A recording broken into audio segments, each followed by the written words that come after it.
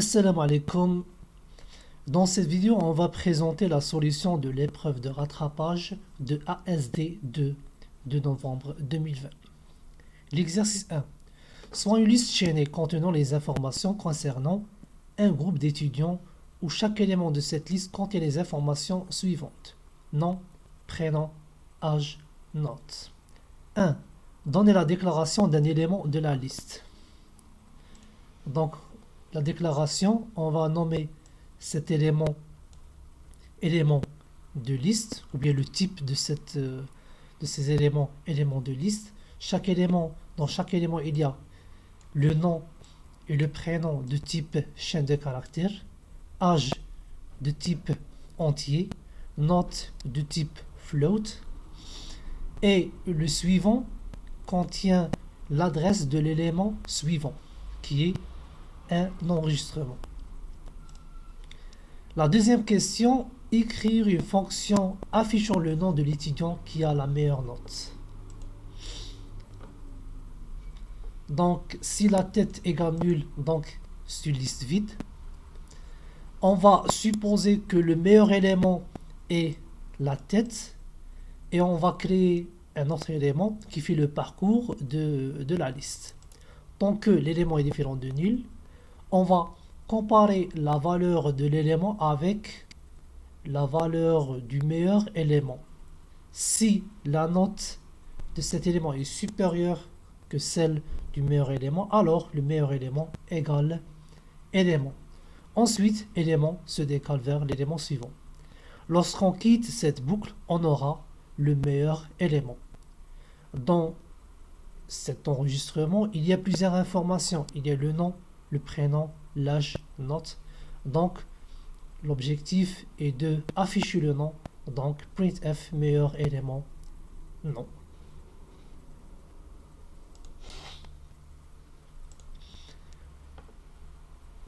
Troisième question, écrire une fonction qui permet de créer une autre liste chaînée contenant uniquement les étudiants ayant une note inférieure à 10. Donc, on va créer une autre liste chaînée. La liste chaînée, la tête de cette liste égale, on va la nommer tête 2. La valeur initiale nulle, c'est-à-dire elle est vide. Et on va utiliser un élément qui fait le parcours de notre liste. Tant que l'élément est différent de nul, on va faire le test, ou bien on va comparer la note avec 10. Si elle est inférieure, donc on va insérer cette valeur dans la tête 2, la nouvelle liste. Donc on va créer une case mémoire avec malloc.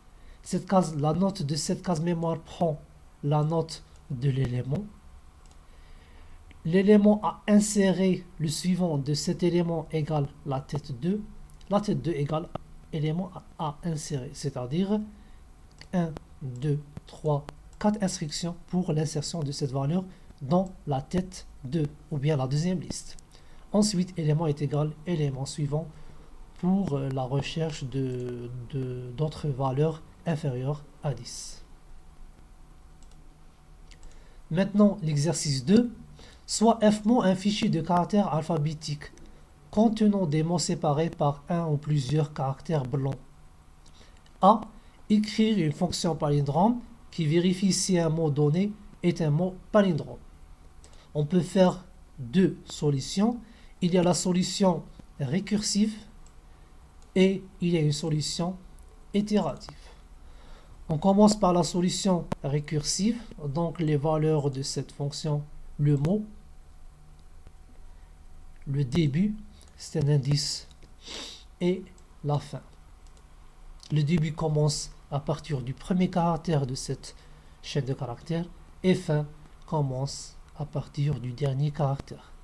Si le début est supérieur à la fin, true, c'est-à-dire le mot est palindrome. Si le mot de début est différent du mot fin, false, c'est-à-dire il y a une différence.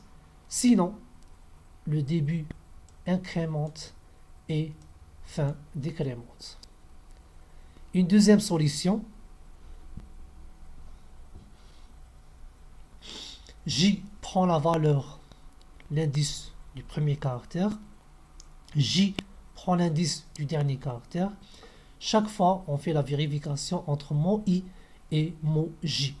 Si il y a une différence, donc on va quitter directement cette boucle et la fonction palindrome prend la valeur false. Sinon, c'est-à-dire lorsqu'on quitte cette boucle avec cette condition, c'est-à-dire I supérieur ou égal à J. Si I est supérieur ou égal à J, on va quitter cette boucle et la fonction prend la valeur true, c'est-à-dire le mot est palindrome.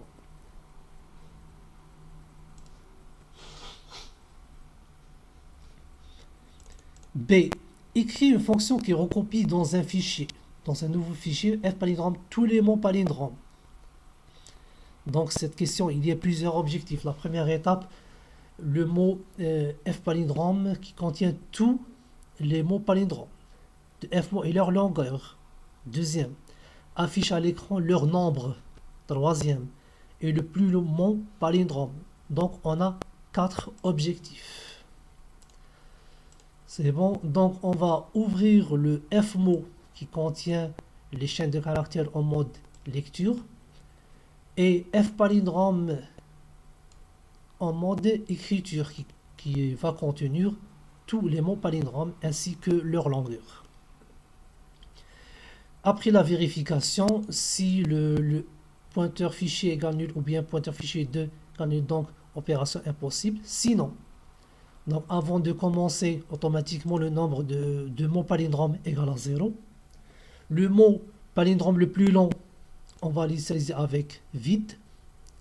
Ensuite, on va faire des lectures à partir du fichier fmot.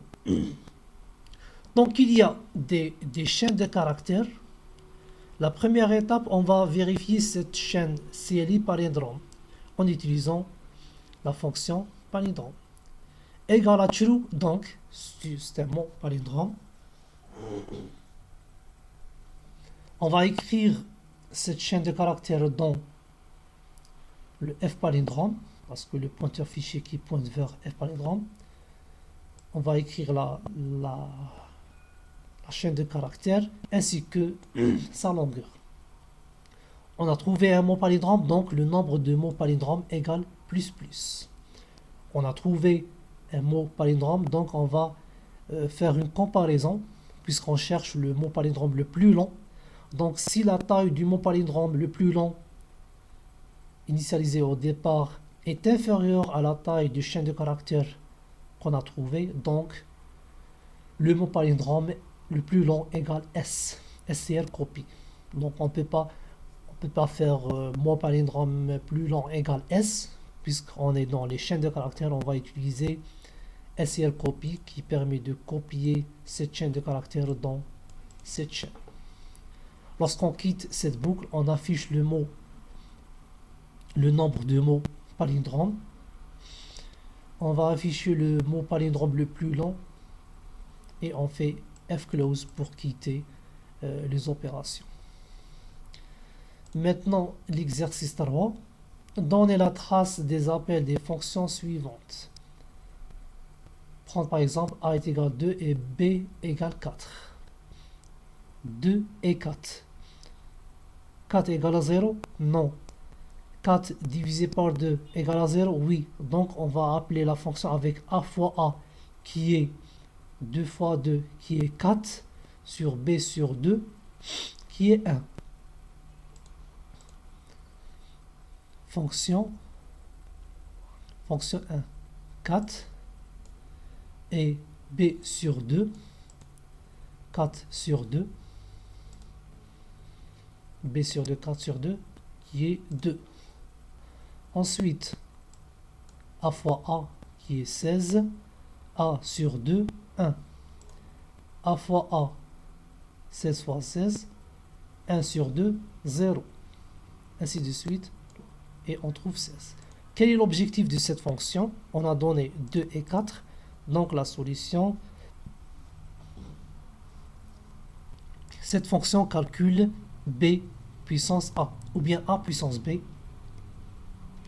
égale à 16. La deuxième fonction, On fait l'appel avec la fonction. La première étape, C égale à A. Le caractère égale à A. Ensuite B, ensuite C. C égale à A.